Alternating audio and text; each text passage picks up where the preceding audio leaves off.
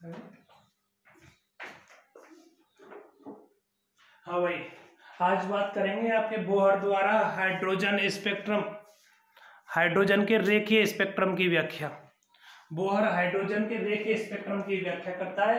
Actually रेखीय जो spectrum प्राप्त होते हैं वो दो प्रकार के स्पेक्ट्रम प्राप्त होते हैं। पहला आपके पास में ऊर्जा का रेखीय उत्सर्जन स्पेक्ट्रम होता है। कौन सा? उत्सर्जन स्पेक्ट्रम होता है। और दूसरा कौन सा होता है? अवशोषण स्पेक्ट्रम। ये अपने सिलेबस में नहीं है, बाद में डिस्कस करेंगे। हम बात करेंगे ऊर्जा के रेखीय स्पेक्ट्रम की, ठीक है ना। अपन ऊर्जा का रेखीय उत्सर्जन स्पेक्ट्रम, ठीक, इसकी बात कर रहे हैं। अपन जानते हैं जब इलेक्ट्रॉन उच्च ऊर्जा स्तर से निम्न ऊर्जा स्तर में संक्रमित होता है तो ऊर्जा का क्या करता है? उत्सर्जन करता है। इलेक्ट्रॉन ऊर्जा का उत्सर्जन किसके रूप में करता है? फोटॉन्स के रूप में करता है। किस रूप में करता है? फोटॉन्स के। पक्की बात। यहां मैं बोहर की तृतीय परिकल्पना लागू करता हूं। बोहर की तृतीय परिकल्पना क्या होगी आपके पास में? डेल ई बराबर En2 माइनस En1। समस्या आ गई। ये क्या है? हमने बोहर की तीसरी परिकल्पना पढ़ाई थी, डेल ई बराबर E2 माइनस, यही पढ़ाई थी। ये आपके पास उच्च ऊर्जा स्तर था और ये निम्न ऊर्जा स्तर, यही है ना। उच्च ऊर्जा स्तर यहां मैं मान लेता हूं उच्च ऊर्जा स्तर N2 है और निम्न ऊर्जा स्तर क्या है? N1 है, ठीक है ना। N2 से N1 में लेता हूं, क्या कर रहा है? संक्रमित हो रहा है। लैंग्वेज के बारे में बोल सकता हूं। माना कोई इलेक्ट्रॉन उच्च ऊर्जा स्तर N2 से निम्न ऊर्जा स्तर N1 में संक्रमित हो रहा या होता है, तब इसके द्वारा उत्सर्जित ऊर्जा डेल ई बराबर En2 माइनस En1, यही होगी। चले आगे। अब देखो भाई, बोहर की तृतीय परिकल्पना से हमको मिल गया डेल ई बराबर En2 माइनस En1। मैंने कहीं पढ़ा था शायद, क्योंकि En बराबर इलेक्ट्रॉन की nवें कोष में ऊर्जा होती है वो 1/4 Z square E4m upon n square H square epsilon naught square. Electron की nवें कोष में कक्षीय ऊर्जा क्या होती है? 1/4 Z square E4m upon n square H square epsilon not. बेटा nवें कोष में एनर्जी ये है। अगर मैं दूसरे कोष की एनर्जी की बात करूं तो दूसरा कोष मतलब क्या हो गया? N2। देखो En2 बराबर n की जगह N2 रख दूंगा, 1/4 Z square E4m upon N2 square H square epsilon. प्रथम ऊर्जा स्तर, निम्न ऊर्जा स्तर N1 हो तो क्या मिलेगा आपके पास? En1 बराबर 1/4 Z square E4m upon N1 square H square epsilon, यही आएगा। चलो ये सारी वैल्यू समीकरण 1 में रखता हूं, समीकरण 1 से, यही है ना। समीकरण 1 से आपको क्या मिलेगा? देखो डेल ई बराबर En2 का मान, ये En2 ये वाला मान यहां रखता हूं, लेकिन एक्चुअली वहां पर मैंने आपको मान निकाला था तो वहां पर माइनस चिन्ह हो रहा था, माइनस का चिन्ह आया था, एनर्जी माइनस की थी। एक्चुअली वहां मिला था आपको nवें कोष में energy minus 13.6 Z square upon N square, यही था। माइनस में लगा दिया मैंने।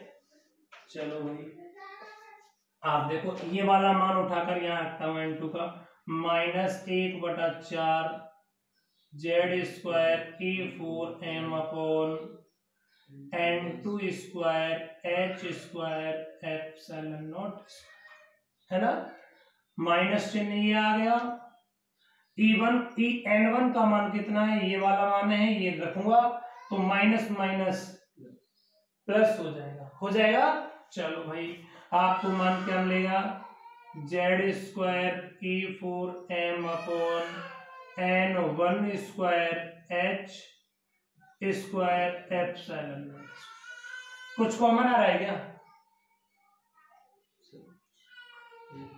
कुछ कॉमन आ रहा है, कुछ क्या, सारा का सारा डाटा हमारे पास में क्या आ रहा है, कॉमन। कॉमन क्या है, चलो मैं कॉमन ले लेता हूं। आपको मान मिलेगा डेल ई बराबर जेड स्क्वायर ई 4m बटा 4 h square epsilon naught square common आ गया।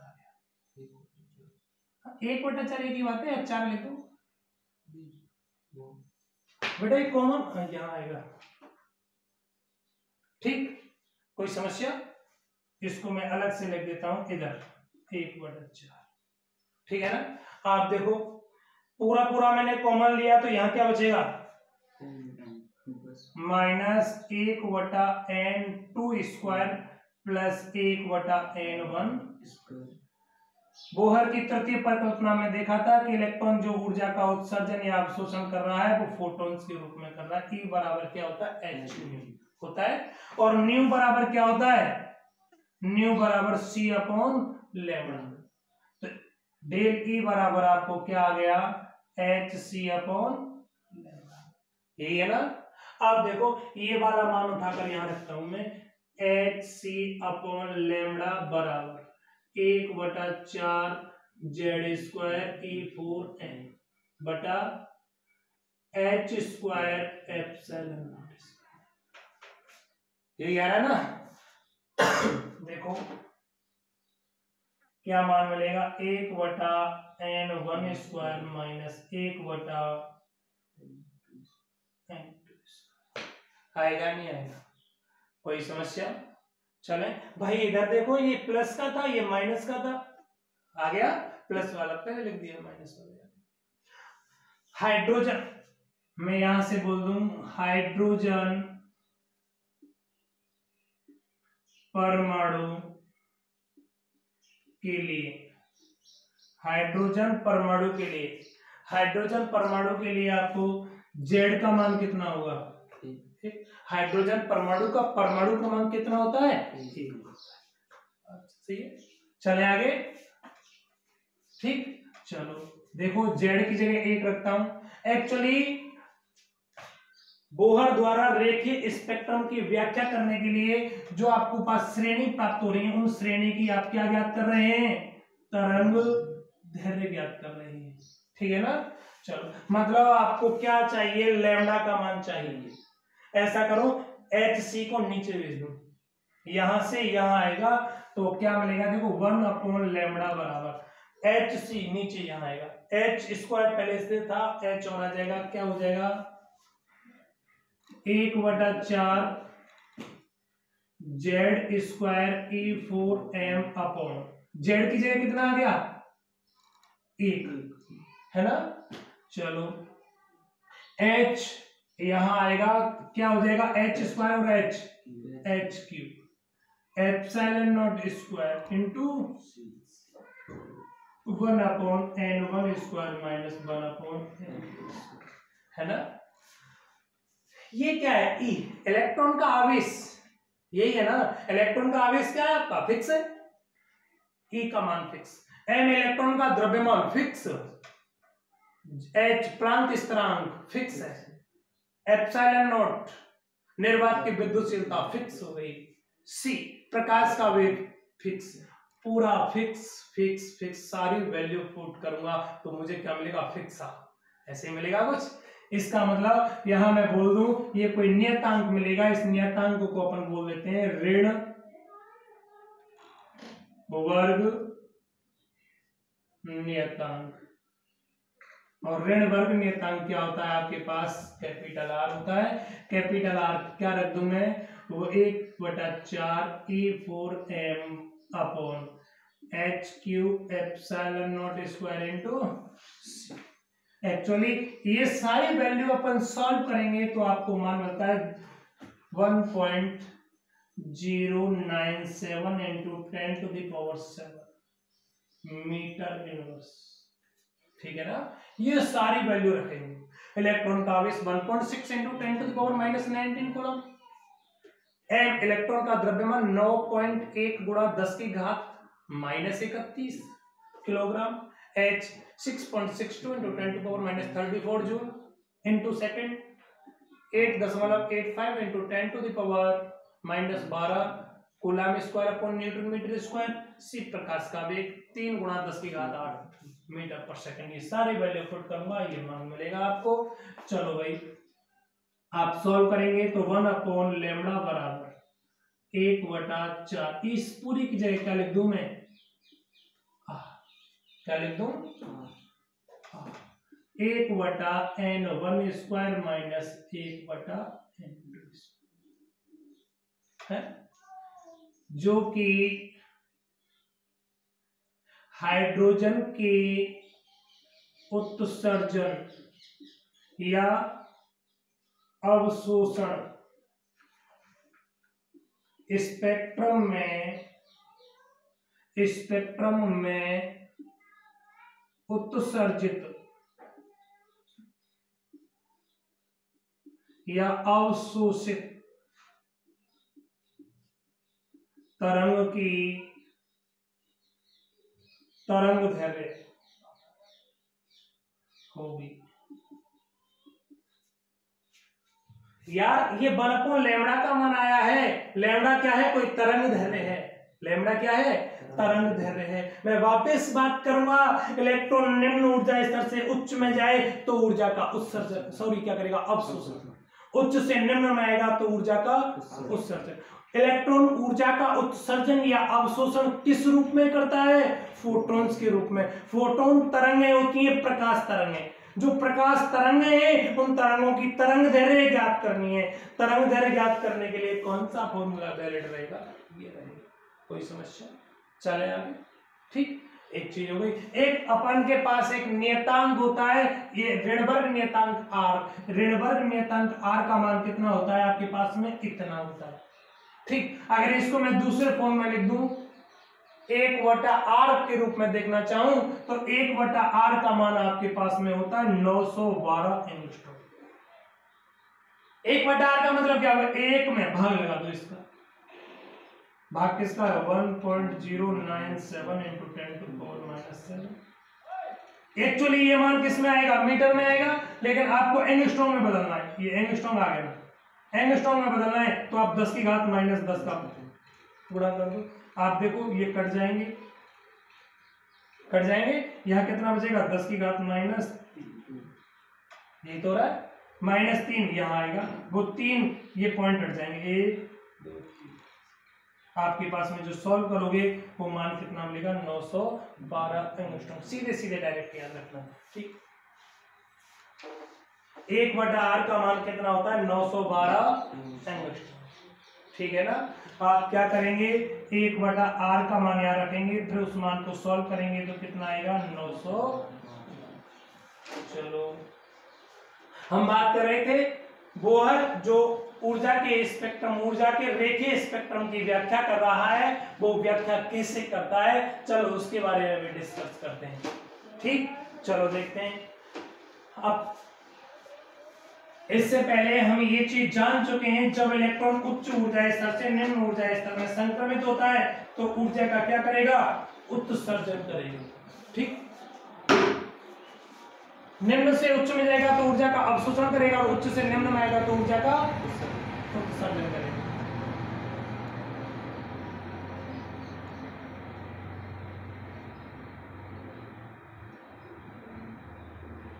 N1 N2 N3 N4 N5 N6 और ये Nवां ऊर्जा स्तर है।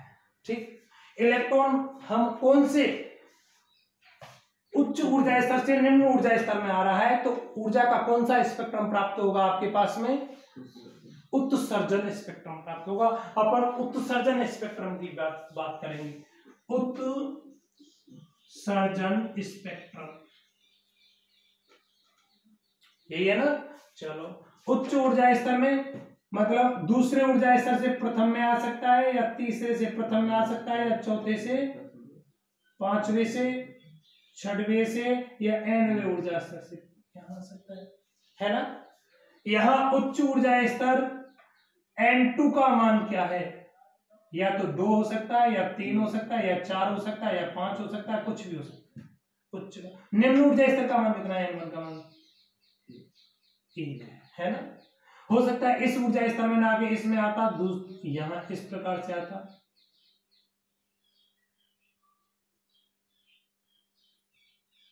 यहां उच्च ऊर्जा स्तर N2 का मान कितना है, उच्च ऊर्जा स्तर कहां से इलेक्ट्रॉन आ रहा है, तीसरे कोष से, देखो तीसरे से आ रहा है N3 से, या तो तीसरे से आ सकता है या चौथे से या पांचवें से या छठवें से N से। लेकिन N1 निम्न ऊर्जा स्तर का मान कितना रहेगा, कौन से में आ सकेगा, दूसरे। N1 का मान कितना होगा, 2 होगा या नहीं होगा। चले ये और देखो, हो सकता है दूसरे में ना आके इलेक्ट्रॉन तीसरे में आता,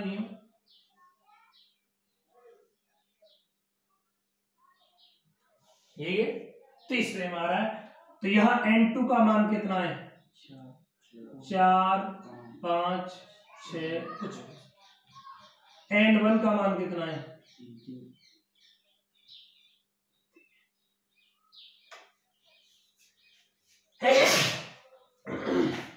हो सकता है तीसरे में ना के चौथे में आता। N2 का मान कितना होगा, 5 6 7 है ना। N1 का मान हो सकता है चौथे में ना आगे कौन सी मात्रा, यहां जो श्रेणी प्राप्त होती है आपको, यहां जो श्रेणी प्राप्त होती है आपको वो कौन सी प्राप्त होगी, लाइमन श्रेणी। यहां जो श्रेणी प्राप्त होगी वो यहां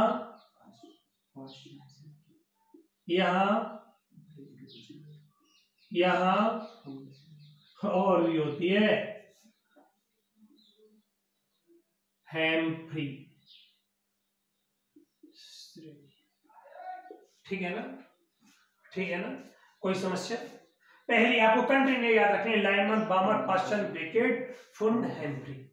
ऊर्जा के स्पेक्ट्रम की 2 श्रेणी होती है, एक तो ऊर्जा के उत्सर्जन स्पेक्ट्रम होता है और एक अवशोषण स्पेक्ट्रम होता है। उत्सर्जन स्पेक्ट्रम में श्रेणी कितनी प्राप्त होती है, लाइमन, बामर, पास्चन, बेकेट, फुंड, हैम्फ्री, ठीक।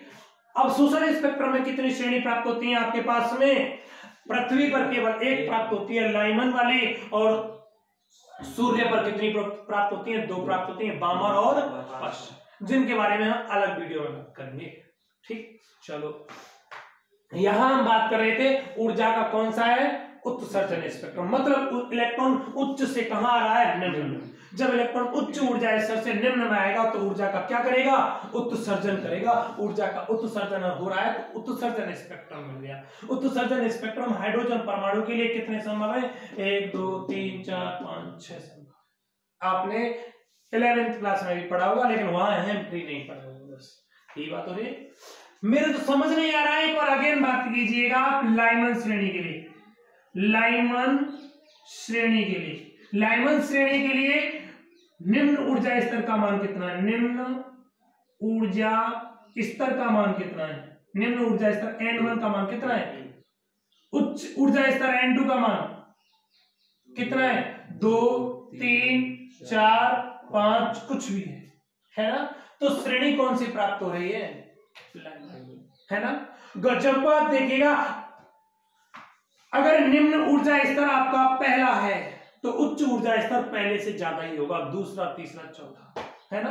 अगर निम्न ऊर्जा स्तर आपका चौथा है तो उच्च ऊर्जा स्तर 5वां 6वां 7वां 8वां। देखो निम्न ऊर्जा स्तर कहां है आपके पास में, ये चौथा है, तो उच्च कौन सा होगा, 5वां। यार चौथे ऊर्जा स्तर में इलेक्ट्रॉन आ रहे हैं तो कहां से आएगा, या तो 5वीं से आएगा, या 6वीं से आएगा, 7वीं से आएगा, यही प्रोसेस होगा ना। मुझे लाइमन श्रेणी को डिफाइन करना है, किसको डिफाइन करना है, लाइमन श्रेणी। करें डिफाइन। जब हाइड्रोजन परमाणु में कोई इलेक्ट्रॉन, जब हाइड्रोजन परमाणु में कोई इलेक्ट्रॉन उच्च ऊर्जा स्तर N2 बराबर 2 3 4 100 N अनंत से निम्न ऊर्जा स्तर N1 बराबर 1 में संक्रमित होता है तो ऊर्जा का लाइमन, कौन सा, ऊर्जा का लाइमन उत्सर्जन स्पेक्ट्रम प्राप्त होता है, या ऊर्जा की लाइमन श्रेणी प्राप्त होती है ना। अगर आपके पास में क्या है, निम्न ऊर्जा स्तर N1 का मान 1 है और N2 उच्च ऊर्जा स्तर N2 बराबर 2 3 4 5 कुछ भी है, तो कौन सी श्रेणी होगी, लाइमन श्रेणी होगी। अगर मैं यहां से आपको बामर श्रेणी की बात करना चाहूं, कौन सी, बामर श्रेणी, बामर श्रेणी के लिए N1 का मान कितना है, N2 का मान कितना है,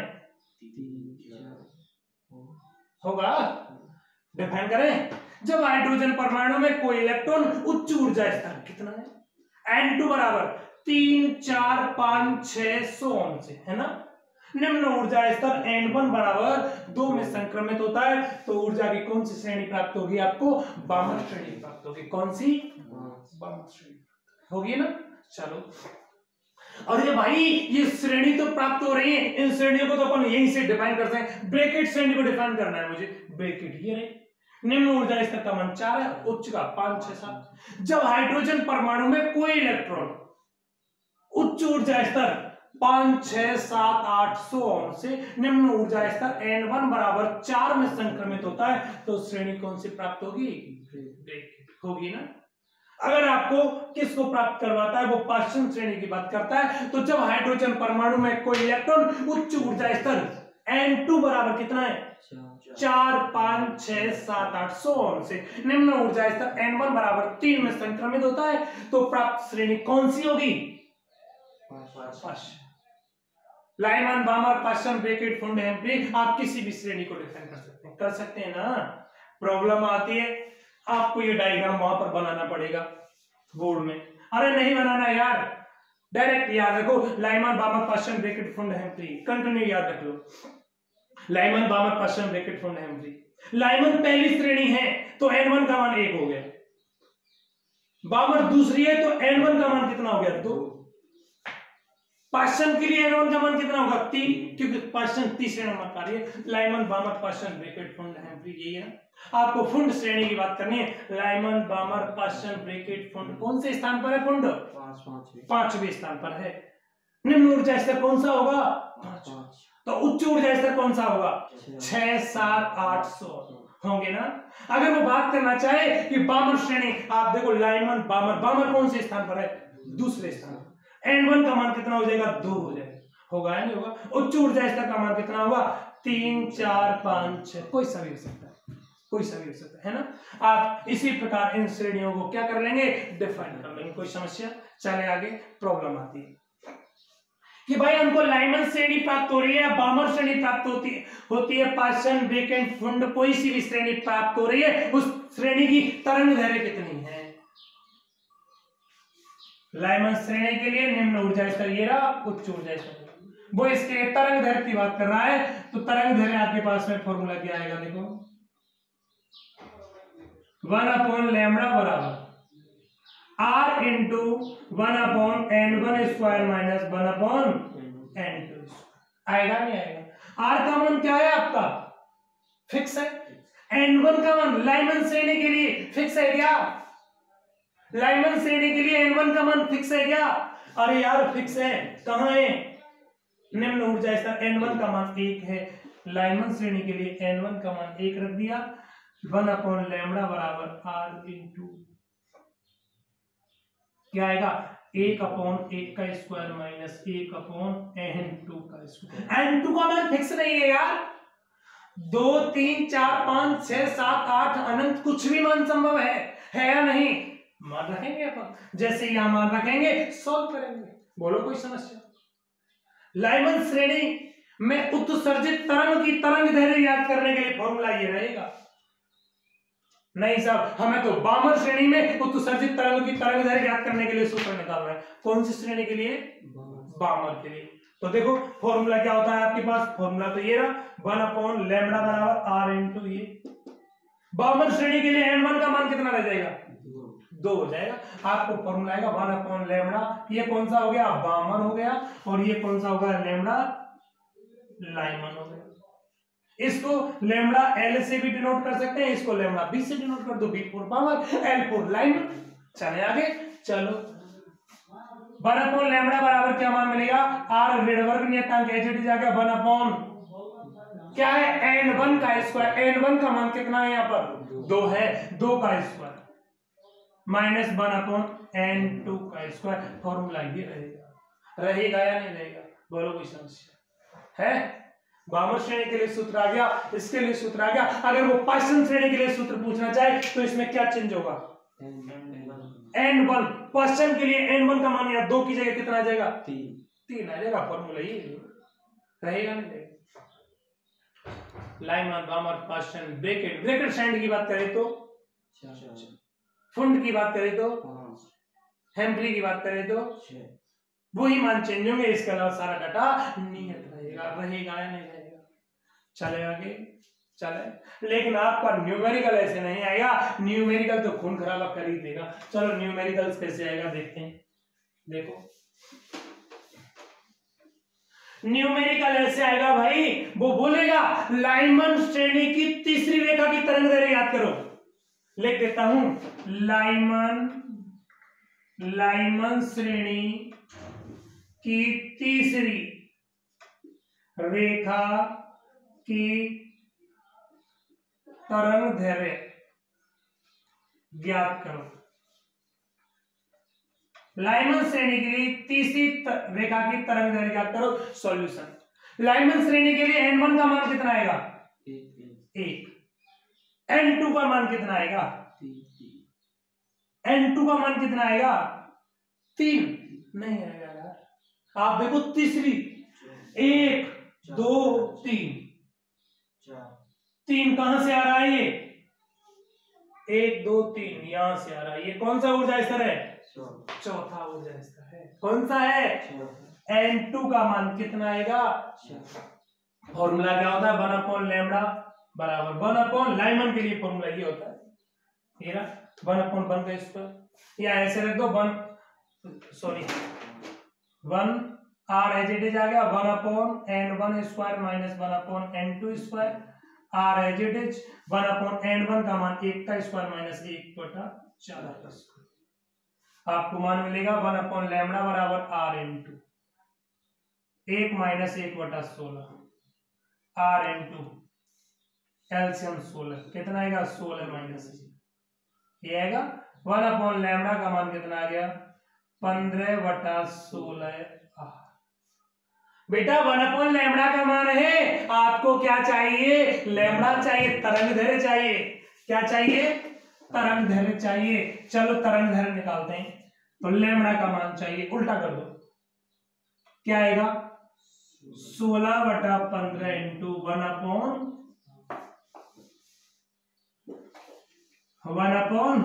मैंने 1/r का कुछ मान बताया था आपको, 912 एंगस्ट्रॉम। मुझे पता था कि ये जरूरत पड़ेगी ना। चलो कितना मान आएगा? लैम्बडा बराबर 16/15 इंटू 900। आप सॉल्व करेंगे कुछ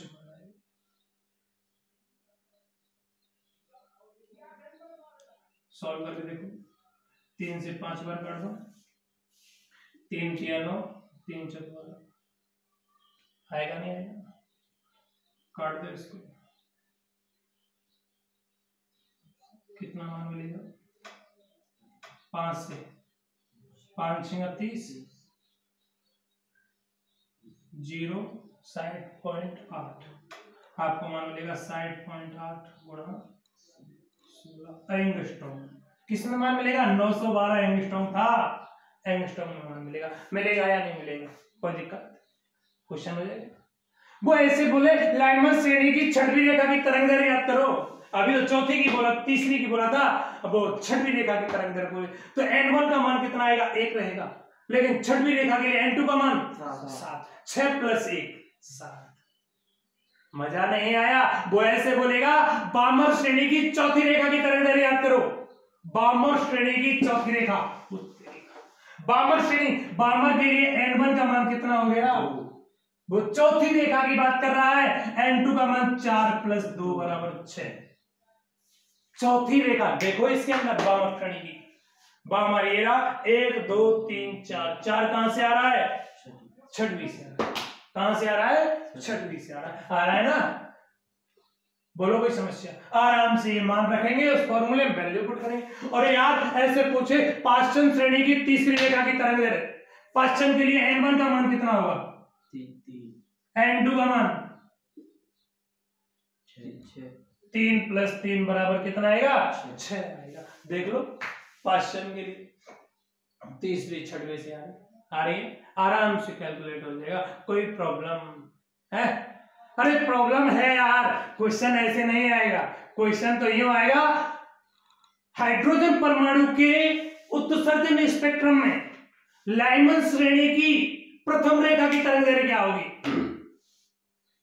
प्रथम रेखा की तरंग दैर्घ्य क्या होगी? प्रथम रेखा की N1 का मान 1 हो जाएगा, N2 का मान कितना होगा 2 है।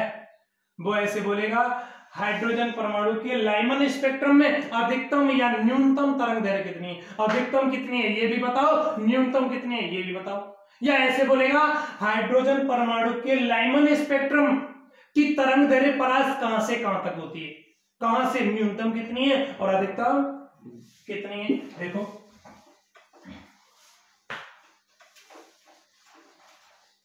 लाइमन श्रेणी के लिए, लाइमन श्रेणी के लिए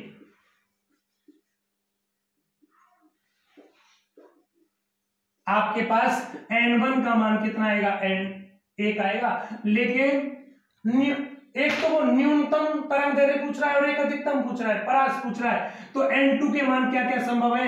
N2 का मान 2 भी संभव है, N2 का मान अनंत भी संभव है, अनंत। ठीक, पहला हम बात करेंगे 1/λ लाइमन की प्रथम रेखा R × 1/1 का स्क्वायर - 1/2 का स्क्वायर है ना, कितना मान मिलेगा R × 1 - 1/4 ये आएगा।